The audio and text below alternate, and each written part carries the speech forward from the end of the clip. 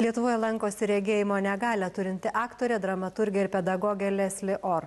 Viešinė susitikimuose rodo spektaklį ranka rankon ir veda aktorinio meistriškumo seminarus. Padėti žmonėms pamatyti neįgalumo atveriamas galimybės. Taip savo veiklą apibūdina silpnaregė aktorė Leslie Orr. Ji į Lietuvą atvežė interaktyvų monospektaklį Ranka rankon, kurio siužetas paremtas tikra istorija. Ranka rankon yra unikalus spektaklis, nes jame reikia užmerkti akis tam, kad matytum. Spektaklio dalyviai turi pasistengti matyti proto akimis. Vaidinime dalyvaujantys žmonės susimerkia ir liesdami daiktus bando suvokti aplinką. Taip kaip tai daro pjesės herojės, akla ir kurčia Helen Keller ir silpną regėjimą turinti Anė Sullivan.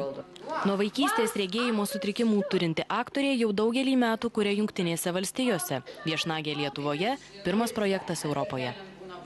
Norėjome pakviesti būtent Leslie Orr, nes Jungtinėse valstijose yra gerai žinoma dramaturgė, aktorė ir mokytoja. Kartu yra puikus pavyzdys, kai žmonės turintys negalią gali lavinti kitus savo pojūčius, užsiimti norimą veiklą ir pritapti visuomenėje. Spektaklis Ranka rankon pristatomas Vilniuje, Panevėžyje ir Šiauliuose.